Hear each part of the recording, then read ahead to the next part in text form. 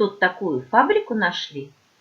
Об этой старинной фарфоровой мануфактуре пока знают лишь избранные коллекционеры, ведь фарфор от нее бесспорно является антиквариатом, ведь самым молодым предметом уже почти 200 лет. Да и фабрика проработала меньше 50 лет, но стала легендой и культурным достоянием. Мы перелопатили много материалов, источников на разных языках. Конечно, собирали информацию много дней. И будем благодарны вам за поддержку, за подписку. Приветствуем всех на канале. Коллекционеры мечтают заполучить в своей коллекции хоть один экземпляр изумительного фарфора этой старинной мануфактуры.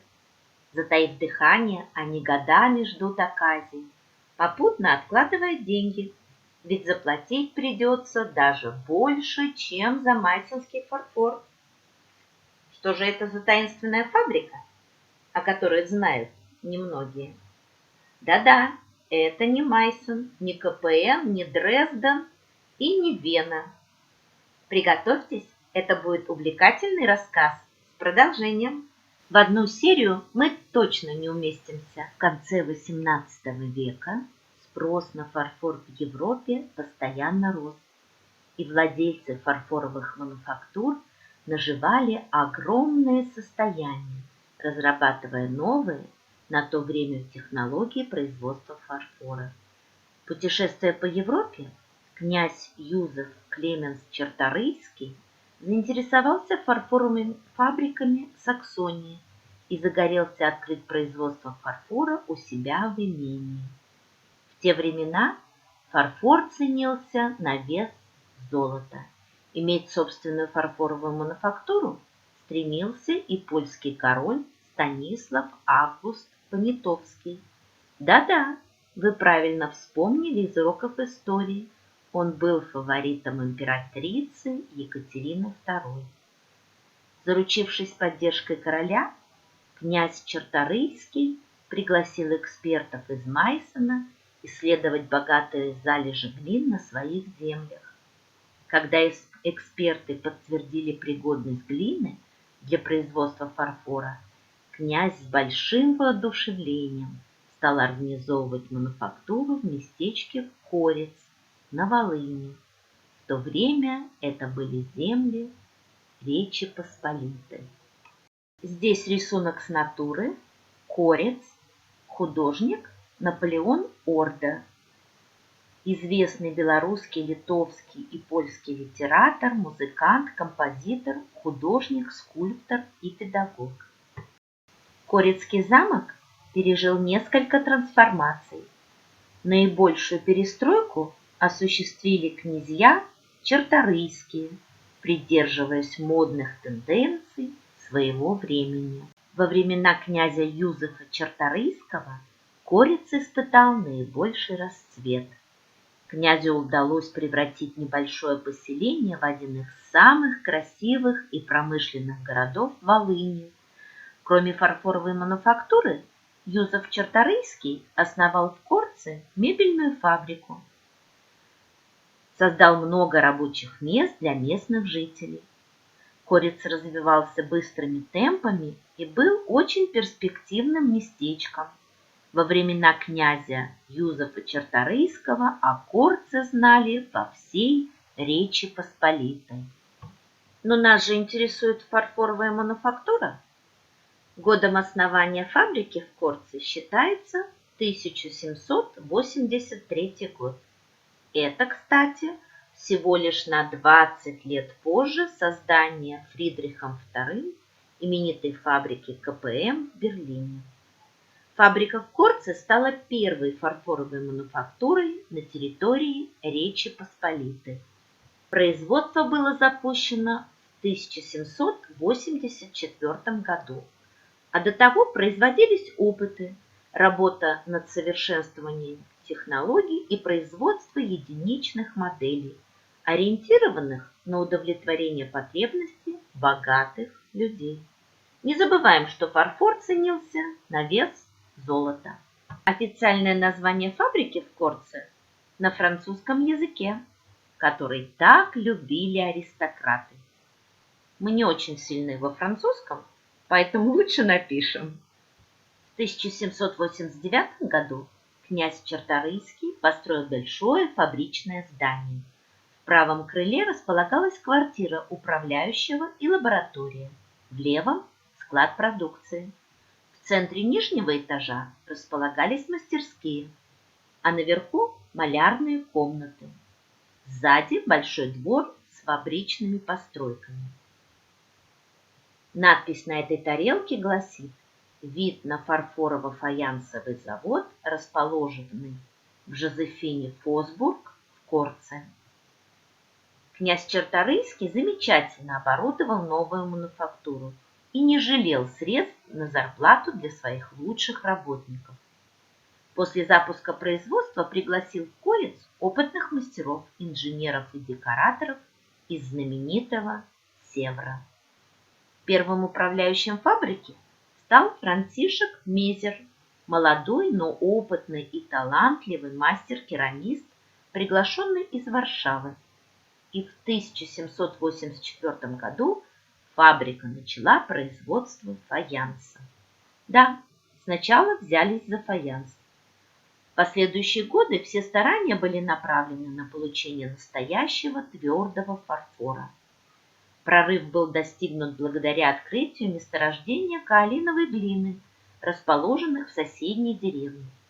Благодаря ее использованию и многочисленным опытам в 1790 году Мезеру удалось получить настоящий фарфор. Первые изделия были преподнесены в дар королю Станиславу Августу Понятовскому, который наградил Франтишка Мезера перстнем с королевской монограммой. Признав заслуги Мезера в создании новой отрасли промышленности в Речи Посполитой, в 1790 году Сейм даровал ему титул польского шляхтича, то есть дворянина. После того, как была найдена рецептура качественной фарфоровой массы, фабрика в Корце начала производство легкого тонкостенного фарфора. Основным артикулом производства была посуда, которая должна была заменить продукцию, ранее импортируемую с Запада. Фарфоровая фабрика в Корце сталкивалась с большой конкуренцией в виде крупных динамично действующих мануфактур в Майсене, Севре и Вене, которые щедро субсидировались из королевской казны. А Корецкая фабрика была акционерным обществом и не финансировалась государством, что очень важно. Корецкая мануфактура еще не имела столь развитой базы художников и декораторов и в силу своего недавнего создания не могла похвастаться производственными традициями. На клейме фабрики не было герба владельца, как это было принято, а была только надпись «Кожец». Так по-польски называется Корец, но вся Речь Посполитая знала, что Корецкая фабрика принадлежала князю Юзефу Клеменсу Черторийскому и была обязана ему своим процветанием. Изначально мастера черпали вдохновение с образцов от известных западноевропейских фабрик, при этом стараясь создать свой собственный стиль. А затем мастера стали создавать собственные образцы. В декоре росписи преобладали цветочные узоры. В первый период работы фабрики наибольшей популярностью пользовались кофейные и обеденные сервизы, небольшие сервизы и отдельные блюда. В декоре фарфора доминировали цветы, составленные в различные композиции. Этот декор, популярный во всей Европе, быстро приобрел на фабрике в Корце местные самобытные черты. Мастера предпочитали изображать полевые цветы, лесные ягоды. Самым популярным мотивом был разноцветный букет цветов, составленный из васильков, незабудок или других полевых цветов, среди которых роза изображалась как одиночный бутон или распустившийся цветок. А вот самые занятные предметы. Как вы думаете, для чего они служили? Вот давайте рассмотрим их поближе. Такой предмет называется рюмочная передача. Для наших дней выглядит необычно. Название звучит непривычно, а это очень интересный предмет. Рюмочную передачу чаще всего принимают за салатницу или вазу. Главной ее особенностью являются большие волнистые фестончатые края. Использовалась для охлаждения рюмок. В нее насыпали лед. Хрустальные рюмки вставлялись в ложементы на бордюре рюмочной передачи ножкой наружу и лежали на льду для охлаждения перед использованием. Фестоны как раз помещались в плоские основания рюмок, не мешая друг другу. Количество фестонов было различным и зависело от размеров самой передачи. Чаще всего на 12 рюмок. Предполагалось, что напитки приятнее пить из заранее охлажденных бокалов. В Англии рюмочная передача называлась мантейт. По этикету того времени рюмки и фужеры не ставили на стол, а подавали по мере необходимости в мантейтах. Мантейты вначале изготавливались из серебра, но позднее наравне с серебром стали делать из фарфора и фаянса. Вот так помещались рюмки в рюмочной передаче. Императрица Екатерина II очень ценила в сервизах такие предметы, как рюмочные передачи. Они были едва ли не самыми дорогими изделиями в сервизах. По заказу Екатерины II рюмочные передачи были включены во все знаменитые сервизы Императорского фарфорового завода – Кабинетский, Юсуповский и другие. Рюмочная передача есть и в сервизе, изготовленном по заказу Екатерины II на английской фабрике Wedgwood.